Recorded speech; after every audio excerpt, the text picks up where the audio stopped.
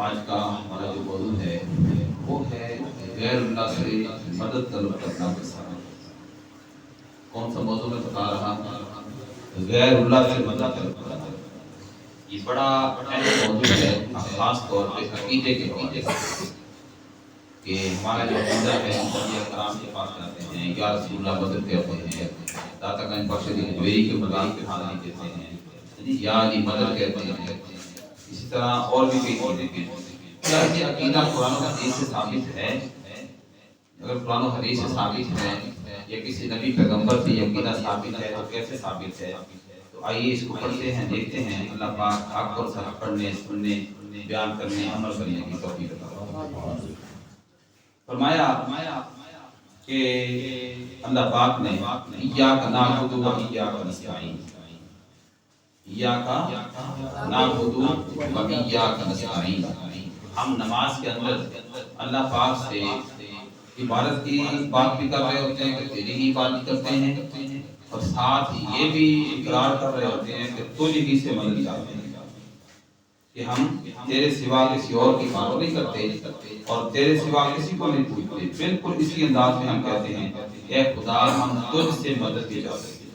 یہ ہم ہر نماز کے اندر جب پڑھتے ہیں سورۃ فاتحہ تو اس کے اندر ایاک نعبد و ایاک نستعین آ جاتا ہے۔ اب سوال یہ ہے کہ پہلی بات کہ ہم تیرے سوا کسی اور کی عبادت نہیں کرتے، یہ بات تو ہماری سمجھ میں آ گئی کہ اللہ کے سوا کسی کی عبادت نہیں ہو سکتی، اور بے شک ہم اللہ کی عبادت کرتے ہیں اور کسی اور کو نہیں پوچھتے، نہ کسی زندہ کو پوچھتے ہیں، نہ کسی مردہ کو پوچھتے ہیں، نہ کسی قریب والے کو پوچھتے ہیں، نہ کسی دور والے کو پوچھتے ہیں۔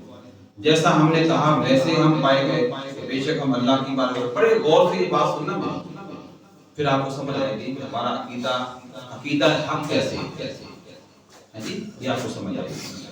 لیکن ہم یہ جو کام کہتے ہیں ایاک نستعین، کہ ہم تجھ سے مدد طلب کرتے ہیں، یعنی تیرے علاوہ کسی اور سے مدد طلب نہیں کرتے۔ کیا یہ بات سچ ہے؟ کیا یہ بات سچ ہے کہ ہم کسی سے مدد طلب نہیں کرتے؟ پہلا فکرہ تو بالکل سچا تھا، ہماری زندگی کے بالکل مطابق تھا، لیکن دوسرا بھی اسی لب و لہجہ میں ہے کہ ہم تجھ سے ہی مدد طلب کرتے ہیں، جبکہ ہم نے تو اور بہت سے مددگار بنا لیے ہیں، جبکہ ہم نے اور بہت سے مددگار بنا لیے ہیں، ان کا ہم شمار بھی نہیں کر سکتے۔ ہر لحاظ سے ہم ان کو پکارتے ہیں، خواہ جسمانی زندگی ہو، روحانی زندگی ہو، دینی زندگی ہو، دنیوی زندگی ہو، خواہ اخروی آخرت کی زندگی ہو، ہر طرف ہم نے مددگار بنا رکھے ہیں۔ اب مثال کے طور پہ کیسے؟ کبھی کہتے ہیں یاد آتا گنج بخش المدد، بولو نا، کہتے ہیں کبھی ہم کہتے ہیں یا غوث الاعظم المدد، یا غوث الاعظم، کبھی ہم کہتے ہیں یا شیخ عبد القادر جیلانی شیخ اللہ، کبھی کہتے ہیں ناد علی یا مظہر عجائب علی کو اولیاء کا فی النوائب ہم وغم سنجری بعظمتک یا اللہ بنبوتک یا محمد بولایتک یا علی یا علی، کبھی ناد علی پڑھتے ہیں یا علم۔ تو فرمایا کبھی غریب نواز کو پکارتے ہیں، کبھی یا رسول اللہ مدد کا نعرہ لگاتے ہیں۔ یہ معاملہ کیا ہے؟ خدا سے تو یہ کہہ رہے ہیں ایاک نستعین، کہ اے خدا ہم تجھ سے ہی مدد چاہتے ہیں اور مانگتے ہیں، کسی اور سے مدد نہیں مانگتے، جبکہ مددگاروں کی لمبی لسٹ بھی ہمارے پاس ہے، لمبی مددگاروں کی لسٹ بھی ہم نے بنا رکھی، ہمارے پاس موجود ہے۔ یاد رکھنا غیر خدا کو پوجنے کی بات اللہ کے ارشادات میں، رسول اللہ کے فرمودات میں کہیں نہیں، مگر استعانت کے بارے میں ذہن تو ہمیں یہی کیا گیا کہ ہم تجھ سے ہی مدد مانگتے ہیں، کسی اور سے نہیں مانگتے۔ لیکن اسی قرآن میں ہمیں حکم دیا گیا کہ لوگوں انبیاء سے، اولیاء سے، صلحاء سے بھی مدد مانگ لیا کرو۔ یہ مدد مانگنا ناجائز نہیں ہے۔ قرآن پاک میں اللہ پاک نے متعدد جگہ پہ یہ واقعہ بیان کیا ہے، سبحان اللہ، متعدد جگہ، سبحان اللہ۔ غور کریں آپ کو، اکثر ہمارے ہاں میں یہاں دکھ کی بات سناؤں آپ، لوگ دین نہیں سننا چاہتے، لوگوں کے پاس وقت نہیں، ساری رات لوگ جاگتے ہیں، صبح لوگ آدھا گھنٹہ ادھر بیٹھنے کو تیار نہیں ہیں، اور یہی لوگ جن کو نیند بہت آئی ہوتی ہے، جن کے چلو کسی کی مجبوری ہے، کوئی بیمار ہے، کسی نے جلدی ڈیوٹی پہ جانا، وہ تو چلو ان کی مجبوری بن گئی، جو جان بوجھ کر نہیں سنتا نا، کل کو چوک میں کھڑے ہو کے جب اسی سے سوال ہوگا کہ یا غوث العالم مدد تو کہہ رہا ہے، کہاں لکھا ہوا ہے؟ یا علی مدد کا تو نعرہ لگا رہا ہے، کہ یا رسول اللہ مدد کی بات کر رہا ہے، یہ کہاں لکھا ہوا ہے؟ تو دربار پہ جا رہا ہے، کس بیس پہ جا رہا ہے؟ کون سی آیت ہے، کون سی حدیث؟ تو پھر جواب نہیں آئے گا۔ پھر کیا ہوگا؟ اینڈ کیا ہوگا؟ وہ جو عقیدہ مرتد اور عقیدہ خارجیت والا ہوگا، وہی عقیدہ اس بندے کے نصیب میں آ جائے گا، کیونکہ وہ 4 قرآن کی آیتیں سنائے گا، اس کا ترجمہ مارے گا، اس کو جواب ہی نہیں آئے گا، اس کو ایک آیت کا پتہ نہیں ہوگا، ہاں یہ سچائی اتنی آیتیں سنا رہا ہے، آج آیتیں سننے کو تیار نہیں ہے۔ یہاں ہمارا نقصان ہو رہا ہے سنت کا، خاص طور پہ جماعت، فرقے والے آگے نکل جاتے ہیں، جماعت والے پیچھے، کیوں؟ علم لینے کی کوشش بھی ہم نہیں کرتے۔ دو کی بات کی قرآن پاک میں اس موضوع پر متعدد دلائل دی گئی۔ ایک روز سیدنا سلیمان علیہ السلام نے اپنے مجمع میں فرمایا ایکم یاتینی بعرشھا قبل ان یاتونی، کہنے لگے ملکہ بلقیس آ رہی ہے، اس کے آنے سے پہلے اس کو تک کون آئے گا؟ اب میں آپ کو چند دلائل دیتا ہوں قرآن سے کہ غیر اللہ سے مدد کیسے دی جاتی ہے اور انبیاء کرام نے کیسے دی ہے۔ قرآن کیا بیان کر رہا ہے؟ قرآن خود اللہ کا کلام، اللہ نے اپنے قرآن کا کلام کا حصہ بنایا۔ انہوں نے کہا کون لائے گا؟ جبکہ وہ تخت کئی مہینوں کی مسافت پر تھا اور 80 گز لمبا 40 گز چوڑا تھا۔ اس پر قرآن کہتا ہے قال عفریت من الجن انا آتیک بہ قبل ان تقوم من مقامک، ایک جن نے کہا میں اسے لا دیتا ہوں آپ کے اس مجمع کے ختم ہونے پر، خاص ہونے سے پہلے لے آؤں گا۔ یہ جو مجمع ان کے ہاں لگا ہوا تھا، جیسے یہ ختم ہو گیا آپ کی مجلس، اس سے پہلے تخت یہاں موجود ہے، حالانکہ کئی مہینوں کی مسافت پر تھا۔ آپ نے فرمایا سیدنا سلیمان علیہ السلام نے نہیں، مجھے اس سے بھی پہلے چاہیے۔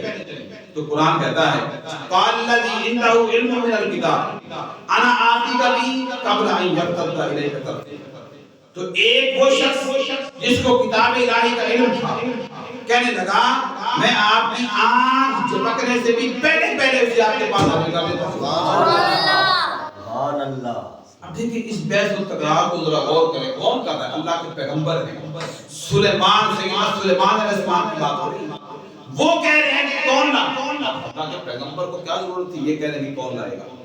وہ ادھر وہ خود حکم دے رہے تھے، ہواؤں کو حکم دے رہے تھے، سب کچھ ہو سکتا تھا، مگر خاص طور پہ وہ مدد دے رہے ہیں، مانگ رہے ہیں، اور اللہ پاک کے قربان جائیں۔ اللہ نے یہ واقعہ یہاں بیان کر دیا اپنے کلام کے ساتھ۔ اب کیا ہوا؟ ان کا حاضر کر دیتا ہوں، اور سلیمان علیہ السلام نے حکم دیا، اس شخص نے آنکھ یہ بند ہوئی اور کھلی، آنکھ جھپکنے سے پہلے تخت لا کر آپ کی بارگاہ میں پہنچایا۔ سبحان اللہ۔ اب اس قرآن کے اس واقعے سے یہ ثابت ہوا کہ غیر اللہ سے مدد مانگنا ناجائز نہیں، بدعت نہیں، بلکہ انبیاء کرام علیہ السلام کی سنت ہے، قرآن کو گواہی دینا۔ سبحان اللہ۔ یہ عقیدہ حق کیا ہے؟ یہ عقیدہ ہے کہ غیر اللہ سے یوں مدد لی جاتی ہے، غیر اللہ کی عبادت پوجنے کی بات نہیں ہو رہی، یہاں مدد لینے کی بات ہو رہی ہے۔ مدد آپ سمجھ لیں، پوجنا اور ہوتا ہے، عبادت اور ہوتی ہے، مدد لینا اور ہوتا ہے۔ سیدنا ذوالقرنین علیہ السلام کا مدد طلب کرنا، آپ کے بارے میں قرآن کہتا ہے، سیدنا ذوالقرنین علیہ السلام کے بارے میں قرآن کہتا ہے کہ جب وہ مشرق اور مغرب کا سفر کرتے بڑا لمبا سفر تھا، 2 پہاڑوں کے درمیان پہنچے، وہاں ایک ایسی قوم کو پایا جو یاجوج ماجوج سے وہ تنگ تھی۔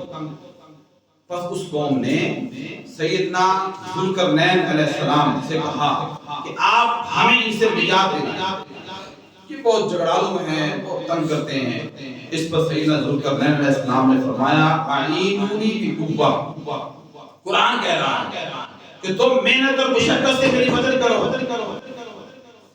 یہ کون کہہ رہے ہیں؟ سیدنا ذوالقرنین علیہ السلام کہہ رہے ہیں، اللہ کے پیغمبر یہ بات کر رہے ہیں کہ تم کیا کرو؟ محنت اور مشقت، یعنی خوب میری سپورٹ کرو، میری مدد کرو۔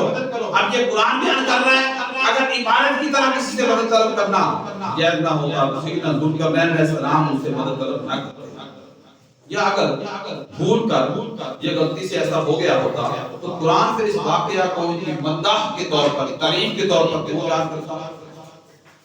قرآن نے یہ واقعہ یاجوج و ماجوج سے نجات کی مدد دینے والا بطور مداح، بطور تعریف ذوالقرنین علیہ السلام کا یہ واقعہ بیان کیا ہے قرآن کے اندر اللہ پاک یہ بدر کی بات سورۃ بقرہ میں اشارہ گرامی ہے یا ایھا الذین آمنوا استعینوا بالصبر والصلاۃ اللہ پاک فرماتے ہیں ایمان والو جب تمہارے پر مشکل آ جائے پریشانی آ جائے مصیبت آ جائے بیماری آ جائے مصائب آ جائے مشکلات میں پھنس جاؤ تو کیا کرو فرمایا صبر اور نماز سے مدد کرو سبحان اللہ قربان جائے نماز اسی نماز سے مدد لینی ہے جس کے اندر ہم پڑھتے ہیں اس سے مدد طلب کرتے ہیں سبحان اللہ ایاک نستعین تیرے سے مدد طلب کرتے ہیں تو ہی مدد کرنے والا ہے اور تو خود کہہ رہا ہے کہ اگر مصیبتوں میں پھنس جاؤ مسئلے ہو جائیں تو کیا کرو یا ایھا الذین آمنوا استعینوا بالصبر والصلاۃ ایاک نستعین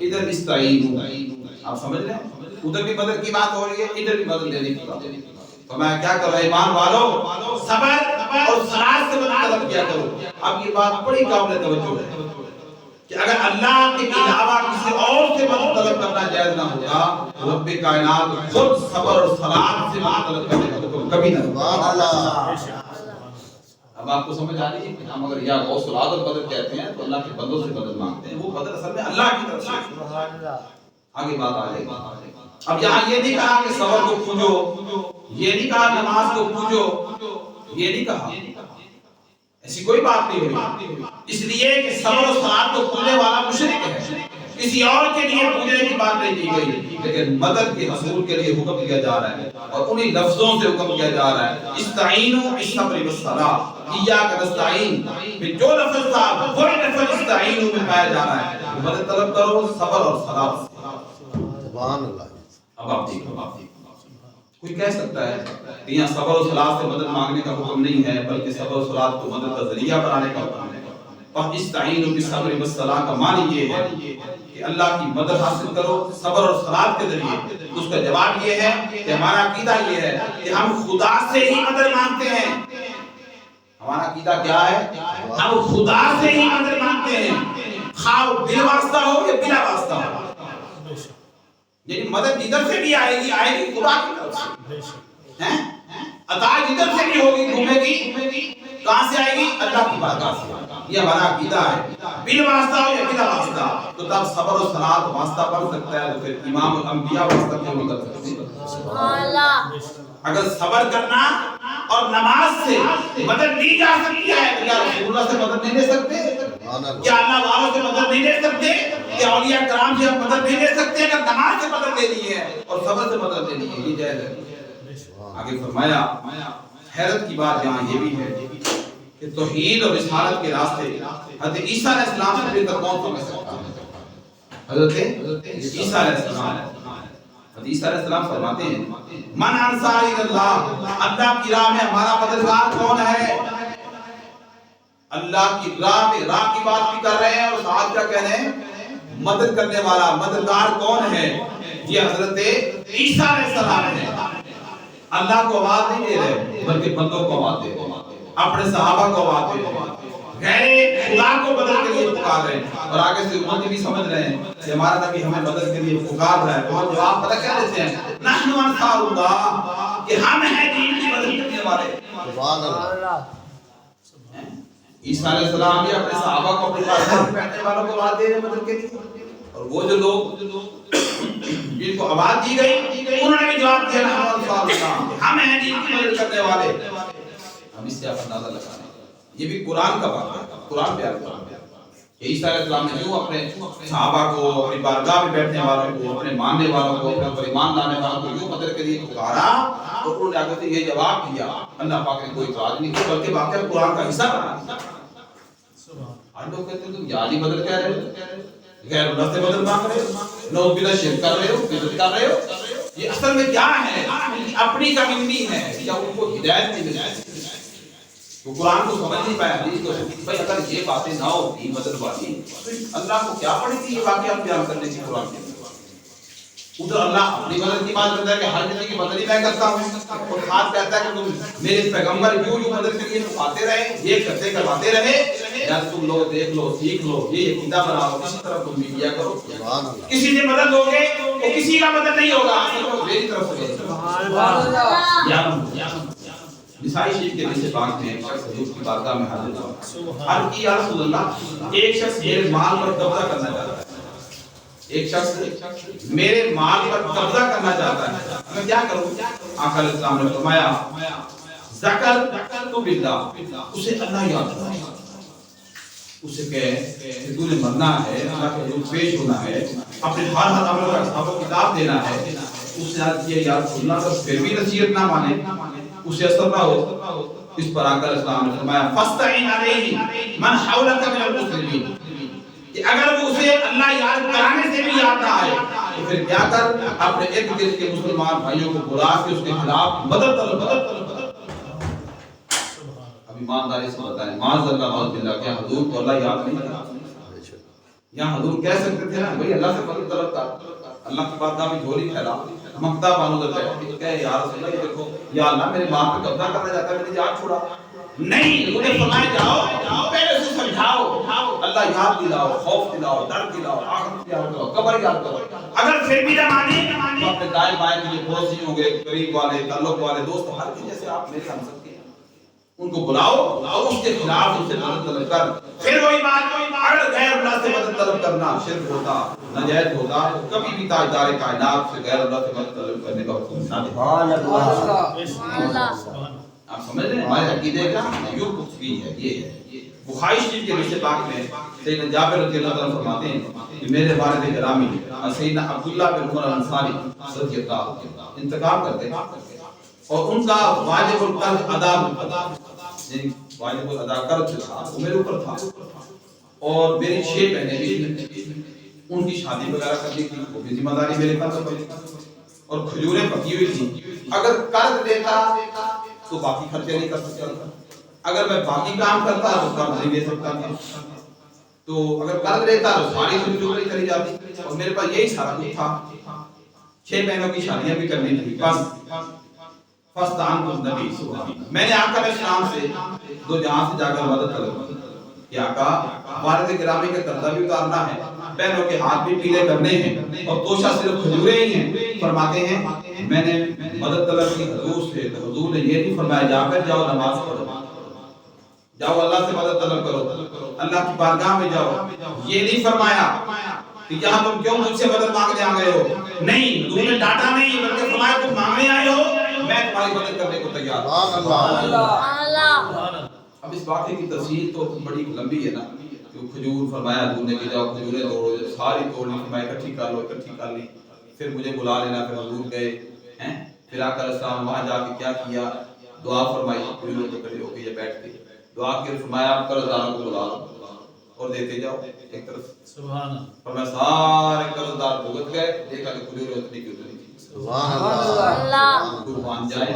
صحیح بخاری کی حدیث ہے، امام بخاری لے کے آ رہے ہیں حدیث کو ہیں کہ ایک شخص نے قرضہ بھی دینا ہے، قرضہ دے رہا تھا اس کے باپ نے، کیا حضور سے پوچھ کر دیا تھا قرضہ، اس کے ذاتی معاملات تھے، موت آ گئی، بیٹا حضور کی بارگاہ میں آ رہے، جابر آ رہے ہیں کہ یا رسول اللہ قرضہ بھی دینا ہے، بہنیں بھی ہیں، یہ معاملات پریشانی میں مبتلا ہوں، میری مدد ہے۔ حضور نے یہ تو نہیں کہا جاؤ پہلے وضو کرو تو نفل پڑھو، یہ بھی حق ہے، کر سکتا تھا، اور حضور نے فرمایا نہیں، تم جاؤ یہ کرو، میں آتا ہوں، میں مدد کرتا ہوں۔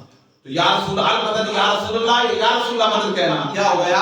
صحابہ کرام کا کہنا، سبحان اللہ، ہم الحمدللہ بھی عقیدے پر ہیں، صحابہ کرام کے عقیدے پر، یہ عقیدہ ہے حق صحابہ کرام کا ہے، المدد یا رسول اللہ۔ حضرت جابر کا عقیدہ کیا ہے؟ یہ عقیدہ ہے کہ حضور کی بارگاہ میں جا کے مدد طلب کرنا، اور آقا علیہ السلام کے قربان جائیں، حضور نے انکار نہیں کیا کہ تم غلطی پر سبحان اللہ، تو جا کھجوریں اکٹھی کرنے آ، سبحان اللہ، یہ عقیدہ ہے۔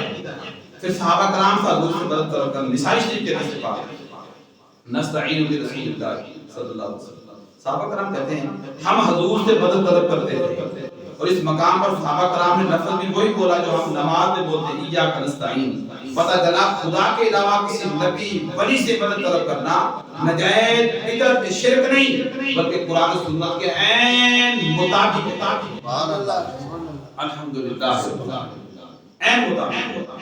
اور اسی طرح مشہور حدیث پاک سیدنا حسان بن ثابت رضی اللہ عنہ حضور کی نعت پڑھتے تھے، حضور کی نعت پڑھی تو حضور خوش ہوئے، اور آپ نے دعا فرمائی اور فرمایا اللہم ایدہ بروح القدس، اے اللہ تو حسان کی مدد کر جبریل کے ذریعے سے. یعنی آقا علیہ السلام یہ بتا رہے ہیں کہ اللہ مدد کرتا ہے ذریعے سے کرتا ہے. جبریل کے ذریعے سے مدد کر، یعنی جبریل کو تو ان کا مددگار بنا. اگر اللہ کے علاوہ کسی اور کا مددگار ہونا تو نہ ہوتا تو حضور نے کبھی نہ کرتا. سبحان اللہ. حضور ہمیں دین دینے آئے تھے، دین سکھانے آئے ہیں، دین سمجھانے آئے ہیں، دین پہنچانے آئے ہیں، اللہ کا پیغام دینے آئے ہیں. تو کبھی حضور بھی یہ قدوس باللہ استغفر اللہ ایسا ہو سکتا ہے وقت کہتے ہیں. آقا علیہ السلام خود اللہ کی بارگاہ میں مدد کی بات کر رہے ہیں. یہ بھی کہتے ہیں یا اللہ حسان کی مدد کر. کوئی جملہ غلط تھا اور انہوں نے جبریل کے ذریعے کہا، جبریل کو بھی کئی حدیثوں میں یہ بات موجود ہے. بعض لوگ اعتراض کرتے ہیں حدیث پاک میں آقا دو جہان عبداللہ بن عباس رضی اللہ تعالیٰ سے فرمایا کہ جب مدد مانگو تو اللہ سے مانگو. اس کا جواب یہ خاص کیفیت کا بیان ہے. کیا ہے؟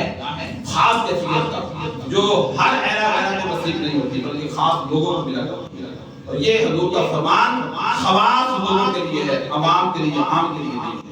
جیسے سیدنا ابراہیم علیہ السلام کو جب آگ میں ڈالا جا رہا تھا تو جبریل امین آئے اور ملے اور کہنے لگے آپ کی حضور میں آپ کی مدد کروں؟ فرمایا نہیں، مجھے تیری کوئی ضرورت نہیں، خدا مجھے بچانے کے لیے کافی ہے.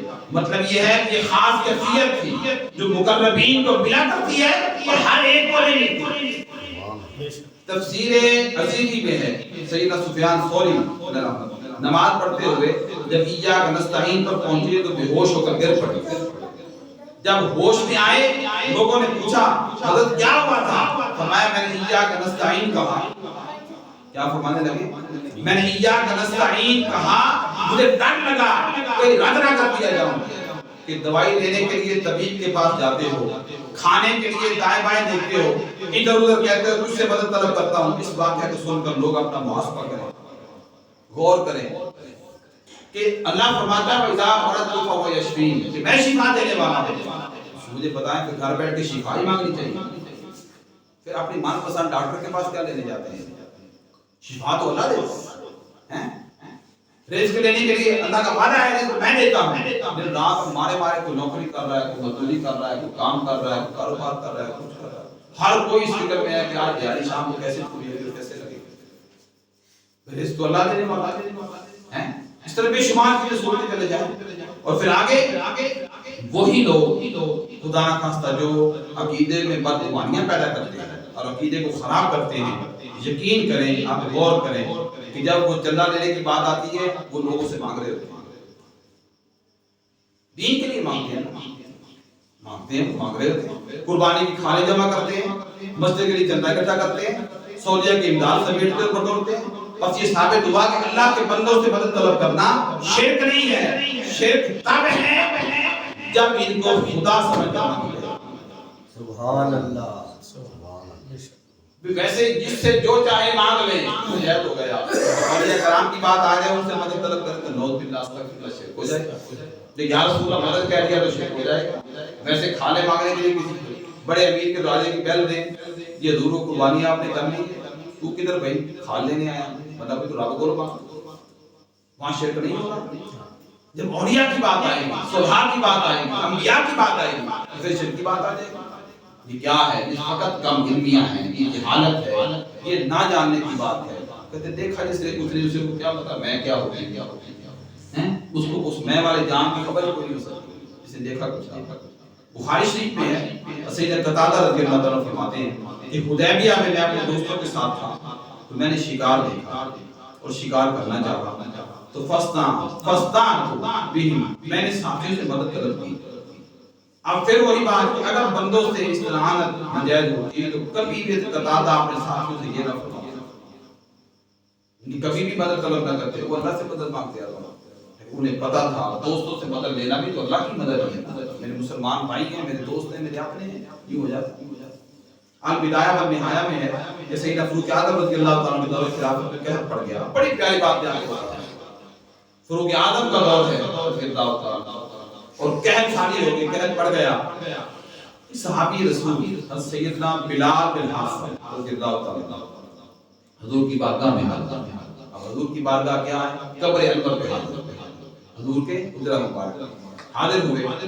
اور عرض کی یا رسول اللہ، یہ صحابہ کرام کا قبر ہے کہ حضور کی قبر مبارک پہ آ کے حضور کو یوں پکار رہے ہیں یا رسول اللہ، اور آگے کہتے کیا ہیں، اس تسقی امتی کا کہ آقا اپنی امت کو بارش عطا کیجیے۔ بارش کون دیتا ہے؟ وہ ڈر رہے، بارش اللہ دیتا ہے، جب سے دنیا بنی اللہ ہی دے رہا ہے، اور جب تک دے گا اللہ ہی دیتا رہے گا، مگر قربان جائیں صحابے کا عقیدہ دیکھیں، وہ کہتے ہیں یا رسول اللہ امت ہلاک ہو رہی، کیا سالی ہو گئی، یا رسول اللہ بارش کی۔ اب دیکھیں یہ کہہ دیا، اب بتائیے بدل چاہنا نہیں تو پھر اور کیا ہے، اور پھر قبر پہ جا کے بدل مانگ رہا ہے، حضور کے سامنے نہیں ہے، سبحان اللہ، حضور کسی مجلس میں نہیں بیٹھے ہوئے ظاہری طور پہ، حضور تو پتہ فرما چکے ہیں، مثال مبارک ہو گیا، حضور کی قبر پہ جا کے کہتا ہے یا رسول اللہ بارش کیجیے، بارش عطا کیجیے۔ اور کیا بلال بن حارثہ رضی اللہ عنہ کی آیت کریمہ یاد نہیں کہ یا نستعین، کہ یا اللہ تجھ سے مدد مانگتے ہیں، وہ ہم سے بہتر جانتے تھے، حضور کی بارگاہ سے تربیت یافتہ اور تعلیم یافتہ تھے، وہ کیا کہہ رہے ہیں یا رسول اللہ بارش عطا کیجیے۔ اب وہ اسے نماز میں پڑھتے بھی تھے، جانتے بھی تھے، پھر کیا ہوا، حضرت بلال بن حارثہ کو رضی اللہ عنہ کو وہ حدیث پاک بھی نہیں آتی تھی کہ جب بھی مدد طلب کرو تو اللہ سے طلب کرو، سب جانتے تھے، مگر ہمیں بتانا چاہتے تھے کہ حضور سے مانگنا ہی تو لوگوں اللہ سے مانگنا ہے، سبحان اللہ، یہ حضور کی بارگاہ تو خدا کی بارگاہ ہے، اصل میں حضور سے مانگنا اصل ہے کیا، خدا کا عطا۔ یہی آج تک ہم لوگ سمجھ نہ سکتے کہ حضور کی بارگاہ خدا کی بارگاہ ہے، حضور سے مانگنا خدا کا عطا کرنا، اللہ سے مانگنا۔ چنانچہ کیا ہوا، جب بارش مانگی، سوال کیا تو آقا علیہ السلام نے خواب میں ملے، خواب میں ملے اور فرمایا عمر کو میرا سلام کہنا، انہیں بتا دینا کہ بارش قریب آئے گی، اگر بعد الوصال بزرگوں سے مدد مانگنا ناجائز ہوتا یا شرک ہوتا تو حضرت عمر رضی اللہ تعالیٰ عنہ ان کی کلاس لیتے اور فرماتے تو انہیں غیر اللہ سے مدد جا کے مانگتا، وہ تو قبر پہ چلا گیا تھا، اس نے آ کے سلام بھی دیا حضور کا، حضرت عمر خوش ہو گئے اور ساتھ کہا آقا علیہ السلام نے فرمایا پریشان نوان قریب بڑی بارش آئی، سبحان اللہ۔ فاروق اعظم کا اگر یہ عقیدہ ہوتا کہ قبر پہ جا کے مانگنا ہے کہ آقا علیہ السلام کا وصال ہو چکا ہے اور تو قبر پہ چلا گیا تھا، اتنی بڑی غلطی کر لی نعوذ باللہ، نہیں کہا انہوں نے، سلام رسول کر لیا اور ساتھ خوشی بھی منا لی، خوش بھی ہو گیا کہ ہاں میرے آقا نے فرما لی ہے بارشیں تو بارشیں بہت آئیں۔ یہ عقیدہ کس کا ہے، یہ صحابہ کا، صحابہ یعنی اہل سنت و جماعت جو ہیں اس عقیدے پر ہیں، صحابہ کے عقیدے۔ اللہ کا شکر ہے کہ ہم لوگ صحابہ کے عقیدے، لیکن ان کا بات گوش نہ کرنا اس بات کی دلیل ہے کہ ان کے نزدیک بھی یا رسول اللہ مدد کہنا درست ہے، فاروق اعظم کے نزدیک، اور بعد الوصال انبیاء سے اولیاء سے مدد لینا، مدد طلب کرنا کیا ہے، جائز ہے، حق ہے۔ طبقات ابن سعد میں ہے کہ حضور کے وصال کے بعد حضرت عبداللہ بن عمر کا پاؤں سن ہو گیا، حضرت عبداللہ بن عمر کا پاؤں سن ہو گیا، تو ان میں سے ان سے کسی نے کہا کہ ان کو پکارو جن کو تم سب سے زیادہ محبوب رکھتے ہو، پاؤں سن ہو گیا، ہو جاتا ہے ہمارا، جن سے بہت زیادہ محبت کرتے ہو نا ان کو پکارو۔ چنانچہ عبداللہ بن عمر رضی اللہ عنہ نے فوراً پکارا یا محمد یا محمد، یا محمد یا رسول اللہ، فوراً پکارنے لگے، ان کا پاؤں پھر فوراً اسی وقت ٹھیک ہو گیا، سبحان اللہ۔ قربان ہے، کیا حضور پاس تھے، حضور کا وصال ہو چکا ہے، حضور اپنے حجرہ مبارک میں تشریف فرما تھے، صحابہ کرام کا عقیدہ دیکھیں کہیں بھی بیٹھے ہیں، کسی نے کہا جس سے بڑی محبت ہے اس کو پکارو، یہ ہمارا بھی امتحان ہے، کبھی تجربہ کر لینا کہ جب پاؤں سن ہو جائے تو پھر اسی کو پکارنا جس سے بڑی محبت کرتے ہیں۔ ہماری محبت دولت سے ہے، ہماری محبت اولاد سے ہے، ہماری محبت گھر سے ہے، فیملی سے ہے، رشتہ دار، بے شمار محبتیں ہماری، لیکن سب سے بڑھ کر جب محبت رسول اللہ سے ہوگی اس وقت ہم کامل ایمان والے مومن ہوتے ہیں، سبحان اللہ۔ حضور سے کامل محبت کریں تو پھر بات کریں۔ امام ابن حبان عظیم محدث ہیں جن کی کتاب الثقات ہے، جس کو آپ نے ثقہ قرار دیا اور وہ ثقہ کہلایا، اور جس کو آپ نے ضعیف قرار دیا وہ ضعیف کہلایا۔ آپ فرماتے ہیں کہ جب میں طوس میں رہا کرتا تھا تو جب مجھے کوئی مشکل پیش آتی تو میں حضرت امام علی رضا بن موسیٰ کاظم رضی اللہ عنہ کے مزار پر حاضری دیتا، دعا کرتا تو رب کائنات اس مزار کے صدقہ سے میری مشکل کو فوراً ٹال دیتا۔ سبحان اللہ۔ امام شافعی علیہ رحمت فرماتے ہیں کہ میں حضرت امام اعظم علیہ رحمت کے مزار سے برکت کیا کرتا تھا۔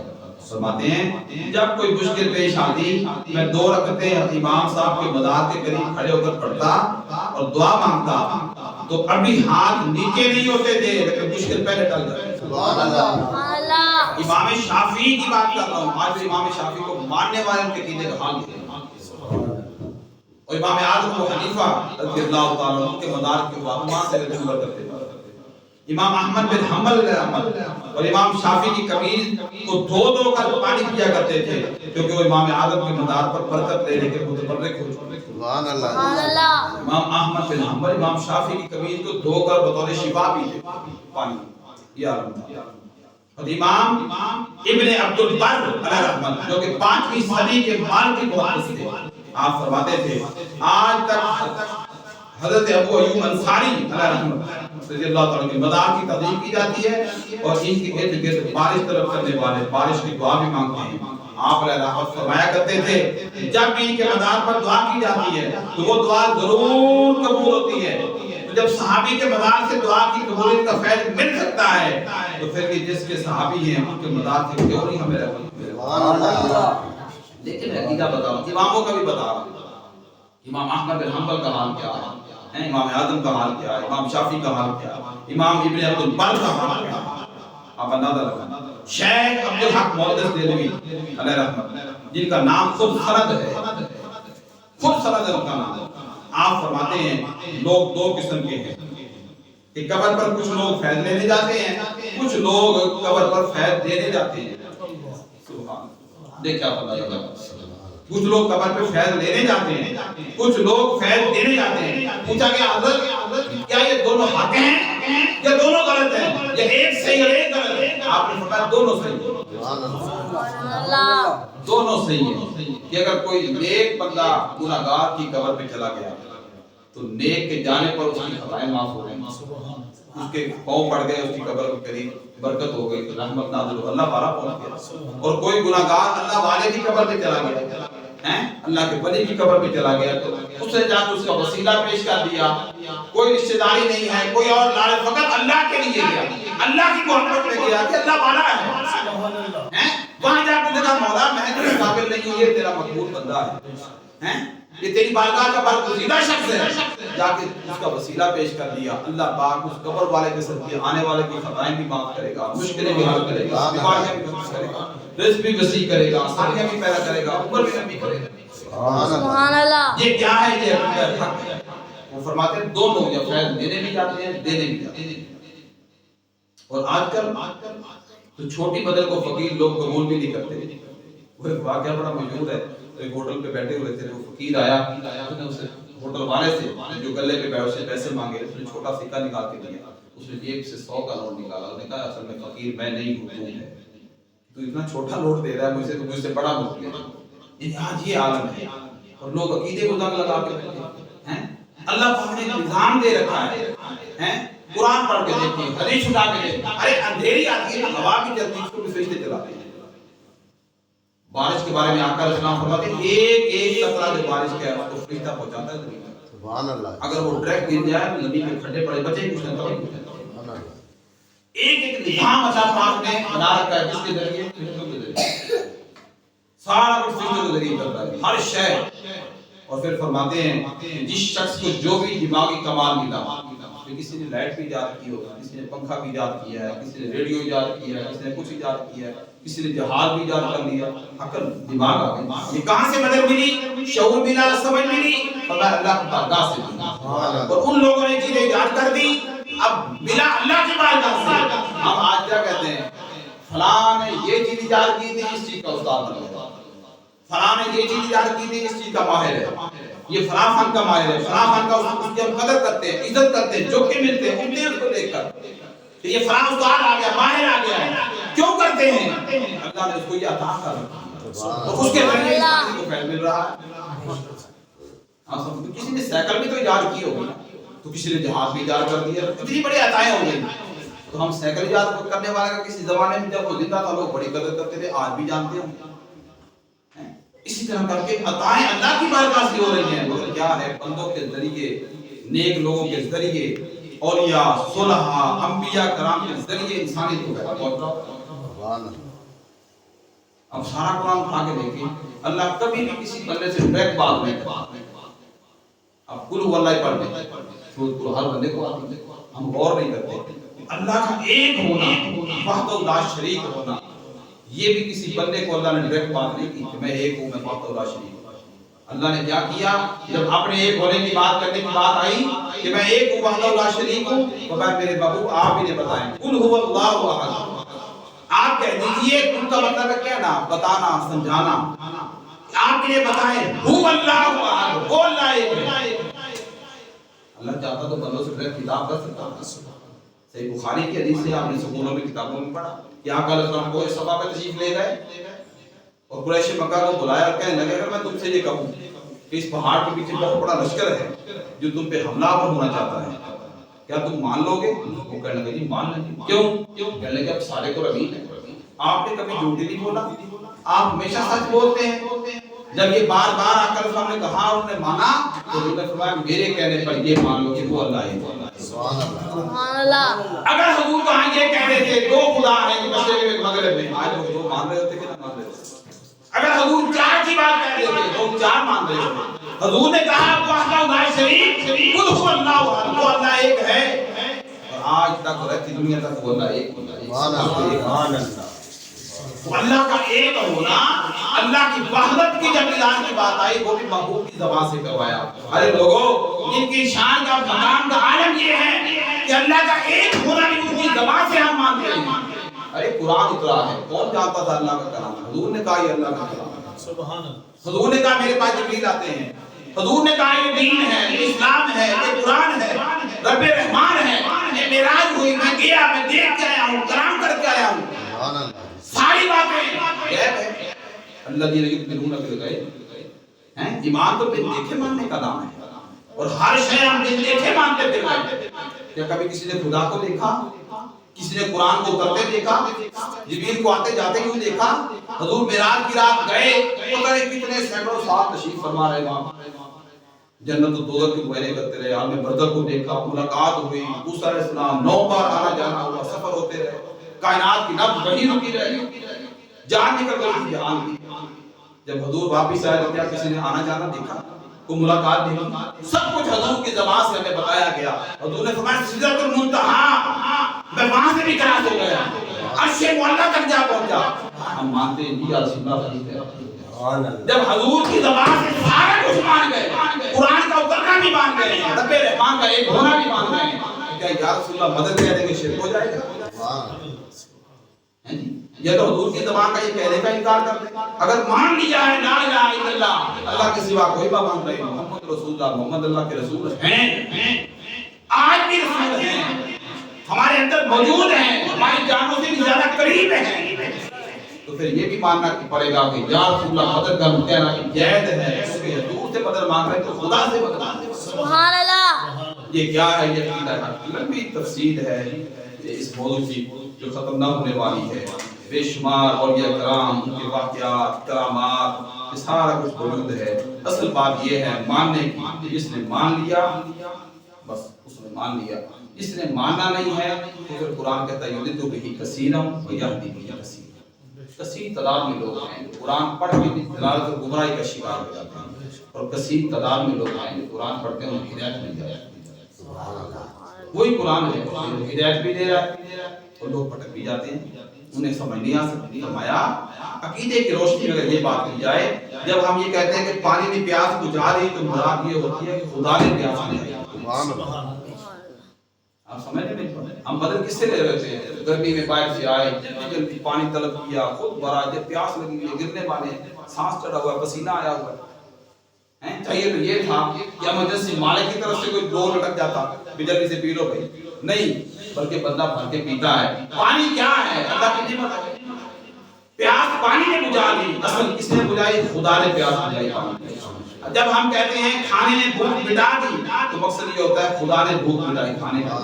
جب ہم یہ کہتے ہیں دوا نے اچھا کر دیا، شفا مل گئی، تو فرمایا مقصد یہ ہوتا ہے خدا نے اچھا کر دیا، اللہ نے شفا دی۔ حکیم صاحب نے شفا دے دی تو مطلب یہ ہوتا ہے خدا نے شفا دے دی حکیم صاحب کے ذریعے۔ جب ہم کہتے ہیں غوث پاک نے ہمیں بچا لیا، مطلب یہ ہوتا ہے خدا نے ہمیں غوث پاک کے ذریعے بچا لیا۔ جب ہم کہتے ہیں حسین نے اسلام بچا لیا تو مطلب یہ ہوتا ہے خدا نے بچایا حسین کے ذریعے۔ جب ہم کہتے ہیں غزوہ بدر میں فرشتوں نے مدد کی، مطلب یہ ہوتا ہے خدا نے مدد کی فرشتوں کے ذریعے۔ سبحان اللہ، یہ تو قرآن کا واقعہ نہیں ہے۔ غزوہ بدر والا جو ماہ رمضان میں 17 رمضان کو پیش آیا، اللہ پاک نے فرشتے بھیجے، 1000 بھیجے، پھر 4000 کر دیے، نشان والے بھیجے، گھوڑوں پہ سوار کر کے بھیجے، ان کے ذریعے مدد کی۔ کس نے کی؟ خدا نے مدد کی۔ مانگ کون رہا تھا؟ خدا چھپر آج بھی اللہ کو مانے جا نشانات موجود ہے، کنواں موجود ہے جہاں 70 مشرکین کی لاشیں ڈالی گئی اس کے اندر، ہیں جی؟ تو آقا نے اسلام چھپر کی طرح مسجد بنی، جگہ بنائی آپ کے رہنے کے لیے، اور کبھی صدیق اکبر پہرا دے رہے ہیں، کبھی علی شیر خدا دے رہے ہیں۔ آقا علیہ السلام سجدے میں کہہ رہے ہیں مولا یہ تیری چھوٹی سی قوم ہے، یہ تیرے ماننے والے، اگر آج 313 یہ ختم ہو گئے یہ پوجنے والا کوئی نہیں ہوگا۔ قربان جائے آقا علیہ السلام کی اس کے اعتقاد پر اور عقیدے پر، ہیں تو یا اللہ مدد چاہیے، اللہ پاک نے وعدہ کر لیا میں دیتا ہوں۔ پہلے بارش بھیج دی، ادھر کیچڑ کر دیا، ادھر دھڑک بنا دی، دیتا تھی پختہ زمین کر دی، اس کے بعد اور 1000 فرشتہ بھیجا، پھر اور فرشتے بھیجے، 3000 بھیجے، یوں کر کے 4000 کر دیے۔ ہزاروں فرشتے بھیج کے فرمایا معبود فرشتے آ گئے ہیں، میرے فرشتے ہیں، اصل میں میری مدد آ گئی۔ سبحان اللہ، کس نے مدد کی؟ اصل میں خدا نے مدد کی۔ اس کے ذریعے کی، فرشتوں کے ذریعے کا بھی۔ اس طرح ہر شے سوچتے چلے جائیں دوستو، یہ عقیدہ ہے کہ ہم غوث العظم کی مدد طلب کریں گے، اصل میں خدا غوث العظم کے ذریعے مدد کرے گا۔ یا رسول اللہ مدد کہیں گے، اصل میں خدا کی مدد حضور کے ذریعے آ جائے گی۔ تو یہ عقیدہ حق ہے، اس پر ہمیشہ زندہ رہیں، اپنی اولادوں کو، اپنے بچوں کو، آنے والی نسلوں کو اس عقیدے پر قائم رکھیں۔ یہ عقیدہ ہے، اگر یہ عقیدہ ہے تو انشاءاللہ ایمان بھی کام آئے۔ اللہ پاک سے دعا ہے کہ اللہ پاک ہمیں عقیدہ حق ہے، جواب پر ہمیشہ قائم رکھیں۔ آمین۔